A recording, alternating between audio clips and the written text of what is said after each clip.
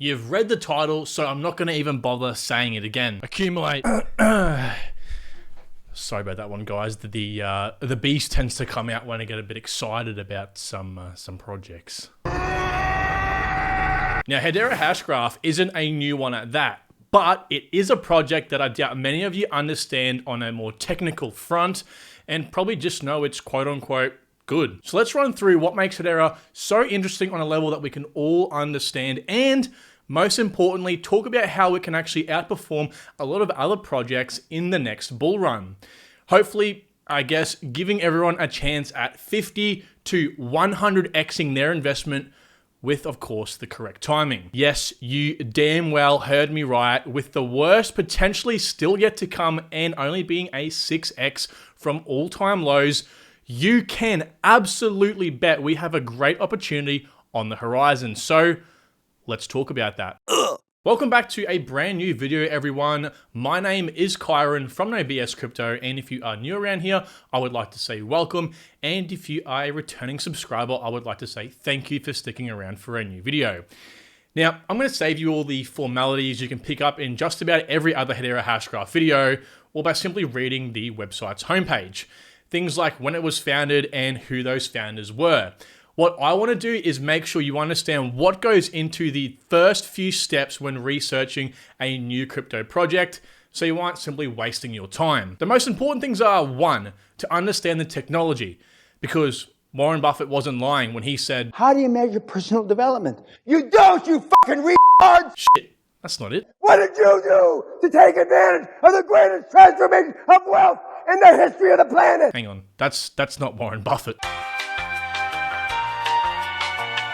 That's, yeah, that's what I was meant to show. And let's see if I get this next part right. The second most important takeaway is understanding what makes a particular project more interesting than the next, and why it can actually therefore outperform other projects, even before we start assessing things like the tokenomics. It's the stuff that most people try to ignore or are just simply never ever taught, and we'll get to exactly what I mean in a second. Because let's face it, we often ask ourselves, why are we always missing the boat on life-changing wealth when others always seem to hit the nail on the head? Well, I'm going to give you the answers for that. What about me?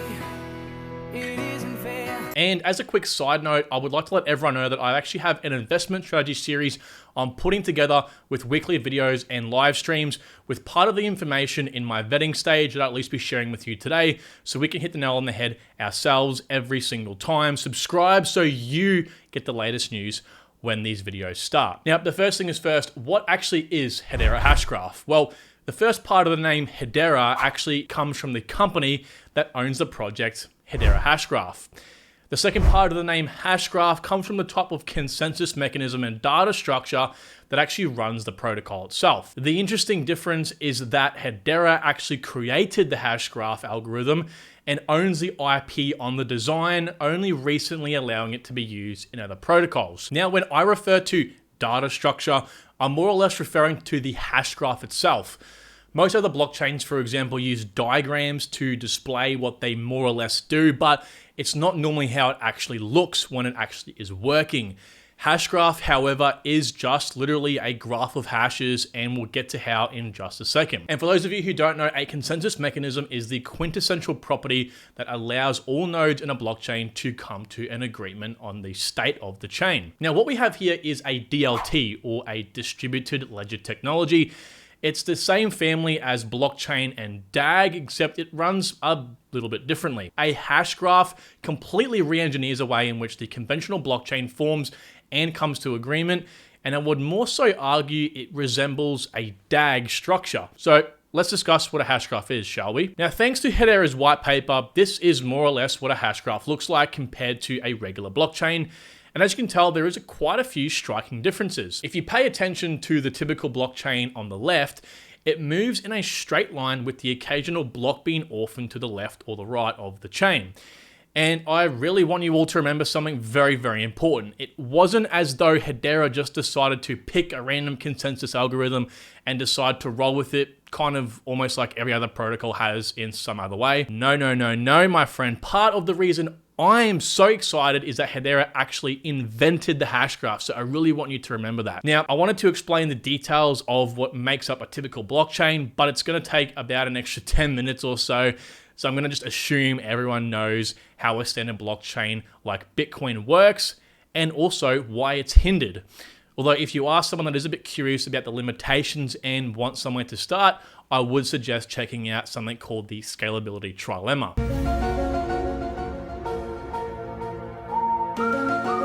So let's now break down the Hashgraph itself. And quickly, before any of you who likely skip this part of any video, just remember what Warren Buffett said. You stupid cunts! So as you can tell, right off the rip, Hashgraph already looks more lively, kind of like Guitar Hero. There are some really important primitives that are actually used in combination to create such a unique design, and some of which have been around for more than 30 years. But don't let that deter you. Hashgraph is still, of course, a DLT. It still ensures there is consensus on the correct order of transactions with timestamps, and we are still an anonymous and distributed group of computers that are sharing information. The first difference is the use of a protocol called gossip about gossip.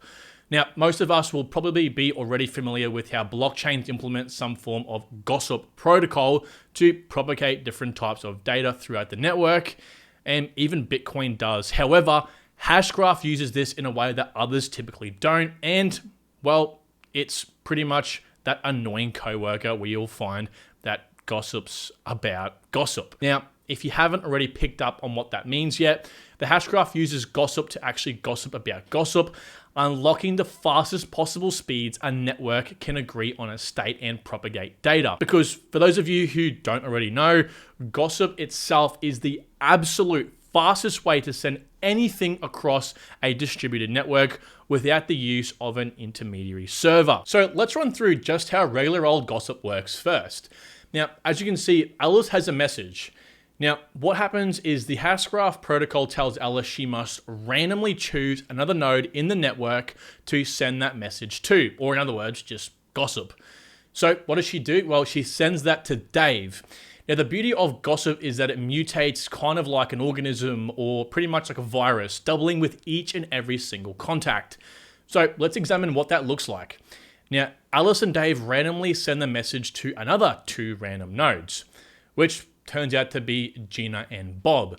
Now, what did Gina and Bob do with that message? Yep, you pretty well guessed it. They send that to another random node each. Now, everyone pretty much has a copy of the red message. So that's pretty cool, right? Well, it's funny to know that this is actually the most brain-dead way anyone can send anything to anyone, and yet it still works. Now, from this example, what would actually pretty much happen is we'd go from 8 to 16 to 32 to 64 to 128 and so on and so forth. Now, to put it in perspective, if there were approximately 1 million nodes in this network, it would take only 20 instances for every single node in this network to receive that message. Because remember, it doubles every single time. Well, okay, so that's pretty well straightforward, but let's throw a spanner in the works.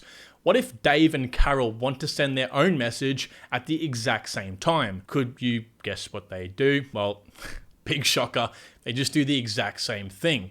Remember, all they're going to do at this stage is simply gossip. Now, we aren't gossiping about gossip just yet. So the message is spread and spread and spread until everyone has the original message from Alice in red, the message from Bob in green, and the message from Carol in blue. Now, this is the exact same way Hashgraph sends out information across the entire protocol. All the protocol does is really spread gossip, yet the unbelievable benefits and security this provides is mind-blowing. Now, if you remove, say, Gina and Bob, you'll still propagate in the exact same way, and the message still gets through to the other users. It's just randomly spread. Now, the same goes if Gina and Bob spread wrong information. More than 2/3 are spreading the correct information in that case, so the majority still wins. It's simple. At this stage, it's basically impossible to override the system unless more than 1/3 is nefarious due to randomness of the messages being sent and the super fast properties of gossip. But at this stage, we are just gossiping. Where does the revolutionary gossip about gossip come into the equation? Well, we'll get to that in just a second. But for now, the question is, how do we reach consensus and spread data in a way which can prevent double spending? Because as of right now, all we really have is random fast messaging. There's no structure to anything. The answer is timestamps. Duh. So how do we implement this with gossip? Well, the first thing we do is associate a time to each and every single transaction and message. Now, for the sake of this example, let's assume my name is Alice and the red message or an envelope, whatever you like to really call it, is an email sent from me. We can envision this like writing a list of transactions on a Word document, including a date and time for each one, and attaching them to an email. What we then do is timestamp when we complete the email, place an encrypted seal over it so no one can manipulate the data, and digitally sign it saying it was irrevocably us who created it. Then we forward that email to a random user on the network, just like our gossip example from earlier. Now, say it turns out to be Dave. He then downloads my email and adds it as an attachment to his own. He will then create another Word document and add transactions of his own, including dates and times, but in all fairness, he doesn't actually have to add transactions either. Finally, he will attach his own Word document beside my previous email, place an encrypted seal over it, add a timestamp, digitally sign it, and then send this to a random person in the network as well. This will then propagate and double just like a virus would. Let's elaborate a little bit more. Now, myself and Dave will again randomly choose one more node each, but this time it's Bob and Gina. Now, technically, Bob has information from my email and Dave's email as well, and Gina only has an email from me, but that's okay. Eventually, Gina will receive Dave's email as that is propagated as well, and of course, so will I. So what happens now? Well, then Bob and Gina will do their thing by adding transactions and all the rest of it before propagating the message again. This time, it's sent to Hank, Frank, Alan, and Carol. Now, all of a sudden, we have rapidly propagated our message to a total of 8 people. And of course, from here, 8 people would turn into another 8, totaling 16, then 32, 64, and so on. You guys know the drill by now. Now, since gossip propagation happens so quickly, the entire network should have a copy of my email in less than a second or two. It's just so quick. Now, the moment someone timestamps their email, digitally signs it, and sends it off to another random user, the timestamp is recorded by the network. Now, as propagation unfolds, the median time everyone basically confirms my email is then computed, removing the discrepancy of really, really large outliers that are either intentionally nefarious or simply have extremely slow bandwidth. Now, as other users are adding their own transactions to their own emails, the timestamps for those messages are recorded by the network in conjunction with my email timestamp as well. So it's more or less all happening at the exact same time, computing hundreds or thousands of these messages at once and recording the median time for those. Now, as seen in this example, with each black mark on the timeline referring to an arbitrary 5 seconds, this means the median time the network agreed on the order of my email was at 3:54:41 p.m. Now, in the instance that I was playing an MMO game, for example, like on a DAP on Hedera, and dodged before you actually shot me, the median timestamp would agree that this actually occurred, even if you managed to hijack just under 1/3 of the network nodes in an attempt to front run my transaction and say you shot me first before I could dodge. Don't hate the player, kid, hate the game. What's important to remember here is the timestamps on the order of transactions and emails, as well as the digital signature. From pretty much then on, everyone knows that a particular email was created by me on a particular day and at a particular time. There can also be no manipulation on the order of transactions, and the network can come to an agreement on the median time an email was sent. It just pretty much makes the most amount of sense. Now, what's funny is that this is pretty much some of the most basic levels of cryptography anyone can think of, but trust me, it does get better. Okay, so I mentioned I would discuss how the hell we gossip about gossip, and this is where the magic really does happen. But to do so, I need to explain how the Hashgraph actually forms.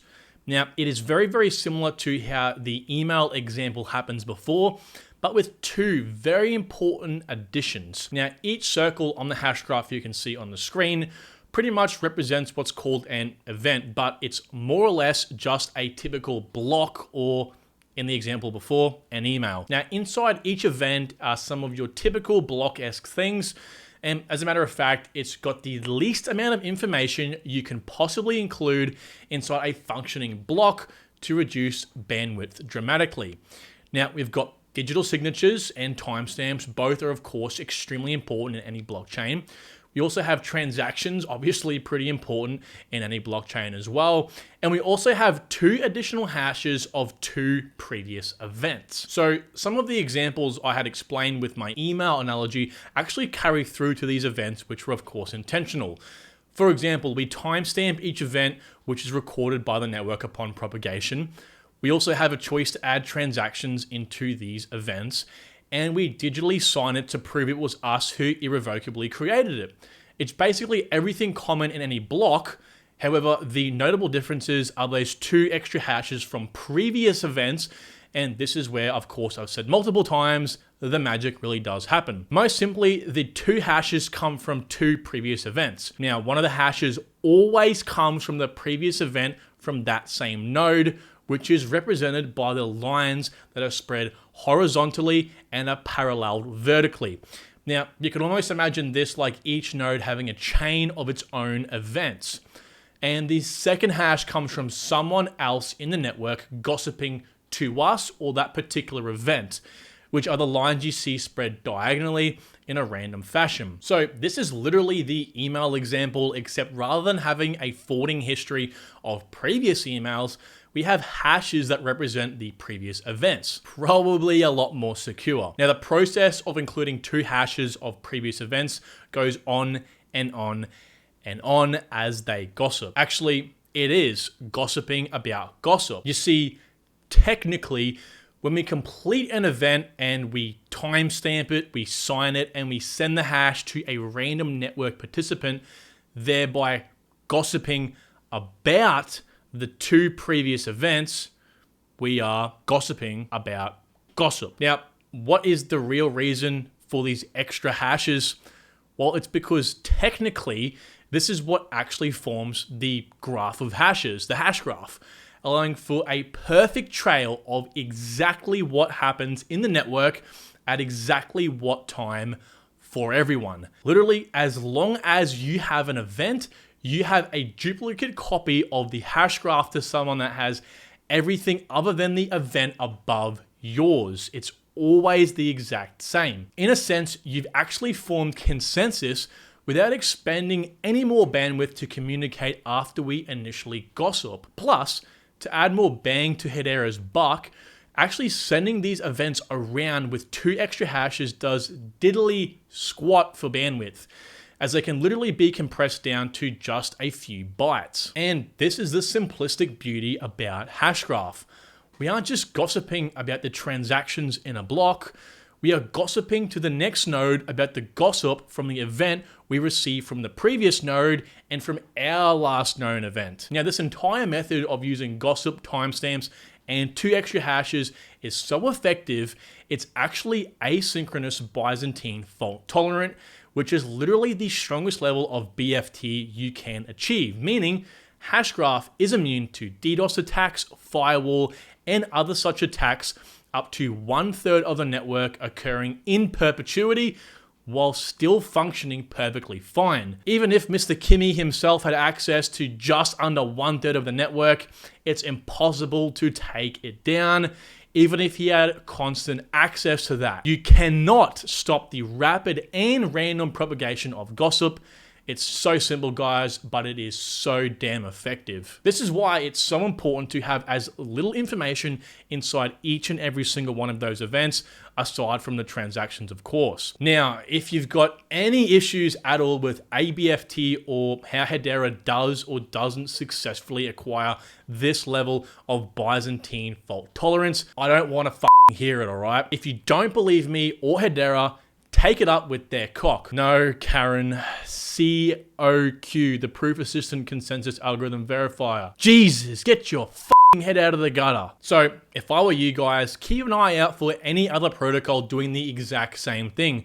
It's literally the pinnacle of consensus, but be very, very warned. There are others out there claiming to be partly ABFT, so just understand there is a distinction between complete ABFT and part ABFT. And also, unlike other blockchains where miners fight for the right to create a block through proof of work and validators are chosen based on equity in proof of stake, which mind you isn't the best thing in the world, Hashgraph actually allows nodes to simply add an event to the network whenever transactions or another event is to be propagated. Consensus actually comes from gossip about gossip, or in other words, a record of the hash graph. Now, in turn, this allows each event to be created and propagated as fast as they can come, meaning it's really only down to bandwidth. And we're not fighting to create the next block or winning it based on how much money we have.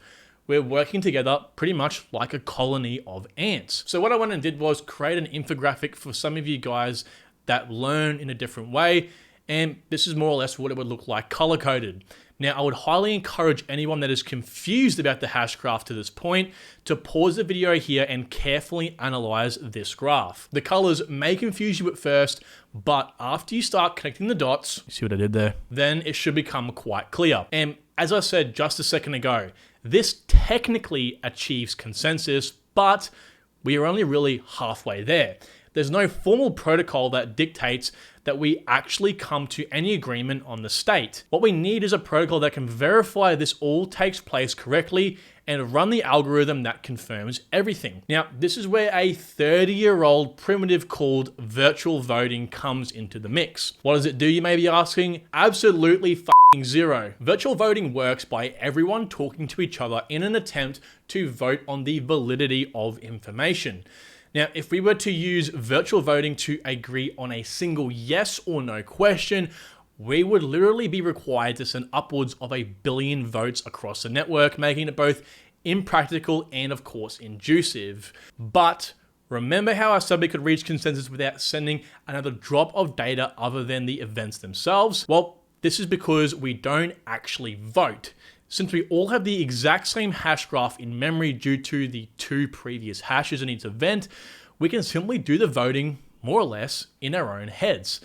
I pretty much trust that you're telling me the truth and you trust me. It's simple and it works. It'll all function correctly as long as 2/3 or more of the network are acting correctly. And just like you would find with any other consensus protocol, except the difference is Hedera can work and continue to operate with 1/3 of the network actively being nefarious. So what does this all mean?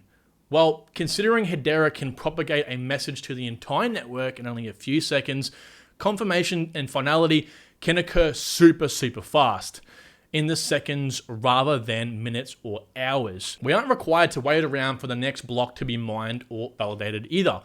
Where you would find increasing your tip or fee pays off nodes and miners, adding transactions to the network before someone else's, Hedera works off timestamps and gossip, so it's all well and truly fair. Now, this allows for far more complicated, decentralized applications to be created, such as the MMO, like I explained before, and also complex financial markets. One other interesting piece of information is that the hash graph can actually stay at a fixed size. By an individual's or a dApp creator's choice, the hash graph can remain at a near constant size by removing the events that are more or less than a minute old and constantly adding new ones as they come into existence. Now, this would allow for someone to run a full node on their mobile phone, which is pretty well super cool. And because we're all agreeing on a state, there is no requirement to pretty much hold any unnecessary or old data. If we all have agreed on a state at, say, way back at event number 351, which has also been digitally signed by someone, then we know that those transactions have to be true. Now, of course, many nodes will still opt to hold the entire hash graph in storage in a server-like operation, which is entirely possible, of course, but it does depend on the settings the user decides to change in the SDK. Now, this would be important for business applications to comply with government standards because, let's face it, regulation is coming and blockchains, in my opinion, that are preparing for this are going to be getting a big tick in the box. However, as institutional demand begins leveraging the Hashgraph and transactions contain more and more valuable data, the smart contracts built on top of the Hashgraph can also opt for some data preservation in some really, really unique ways. This may mean storing transactions for a designated period of time with the possibility to renew or lengthen a transaction, which could be something like a digital driver's license for a period of time. Now, I know this video has gone on for a long time, and if you've stuck with me up until now, then congratulations. By all means, you should genuinely give yourself a pat on the back. Now, there is a lot more information to unpack from Hedera, like the very, very unique governance structure and compliance measures they do have, which actually has me as excited about that as I am about the Hashgraph technology. All their intention to shard the network, which will further increase throughput, allowing for institutional onboarding and pretty much TPS well and truly above 250,000 a second.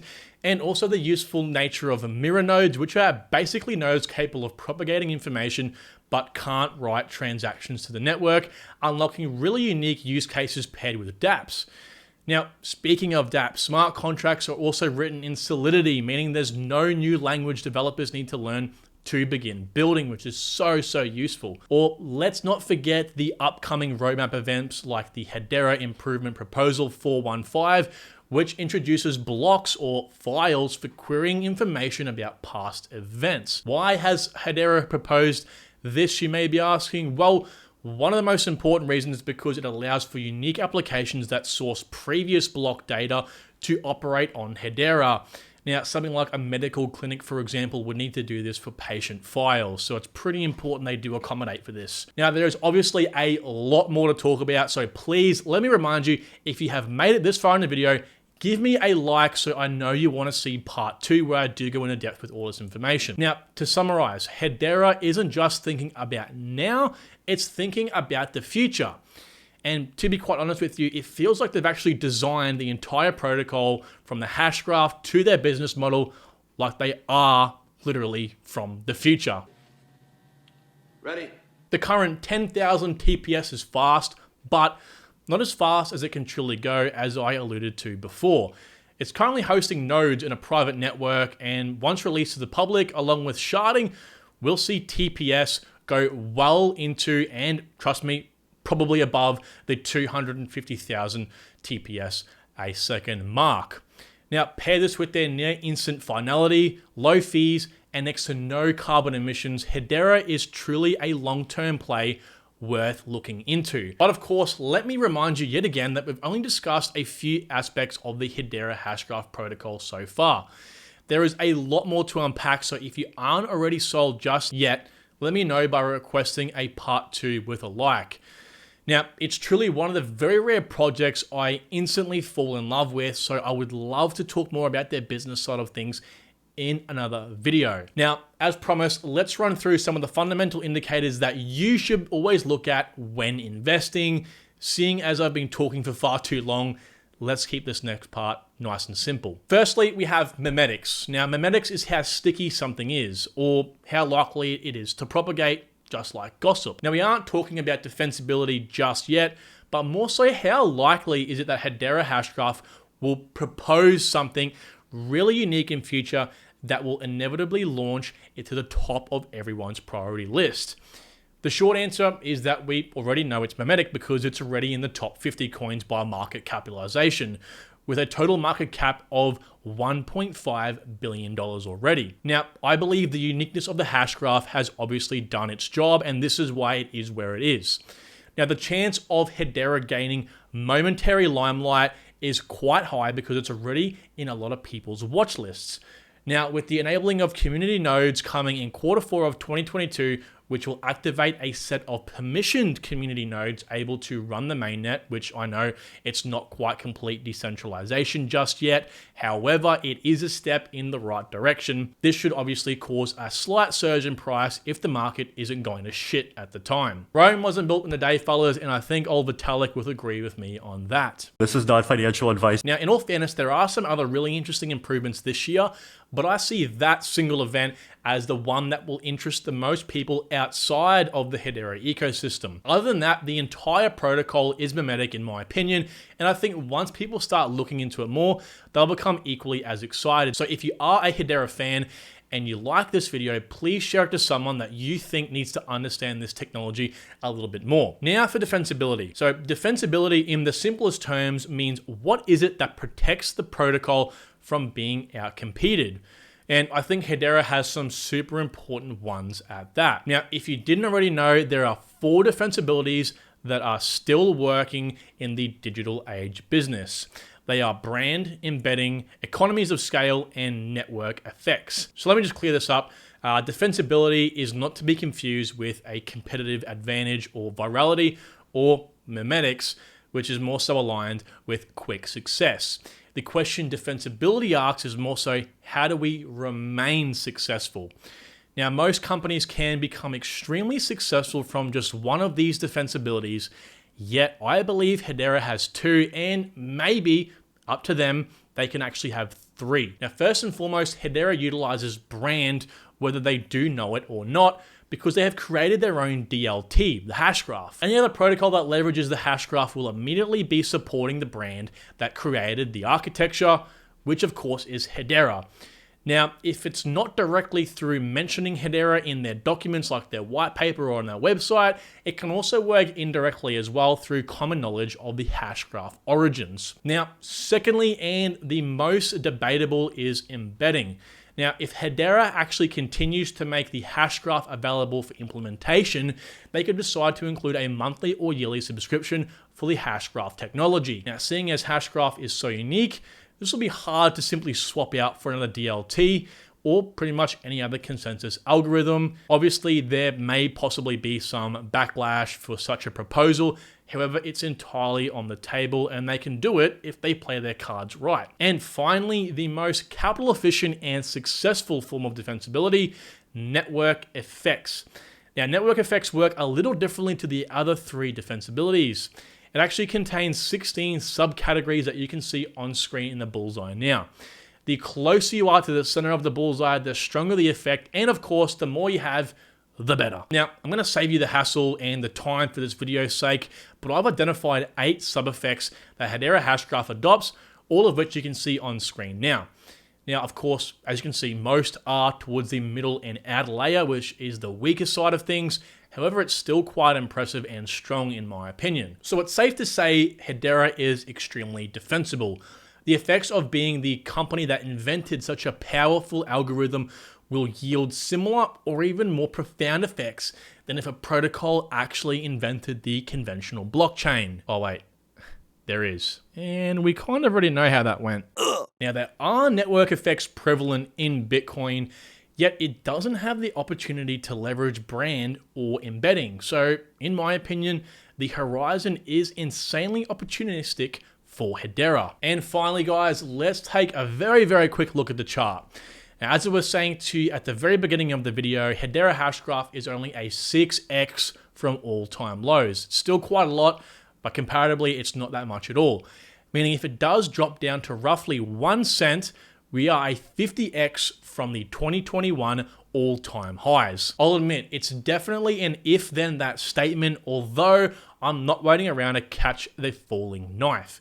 I plan to accumulate HBAR as soon as possible, and if the market presents the opportunity, I'll be stacking as much as possible around that 1 cent mark. Now, I wouldn't be surprised to see HBAR at over $1 come the top of the 2025 bull market, meaning we very well could see 100x returns if we time the bottom correctly. Well, guys, on that note, thank you so much for sticking around until the very, very end of this video. I apologize for how long it's gone. However, I do feel it necessary to get really into how amazing this technology works. So we're all, of course, on the same page and understand what we're investing in.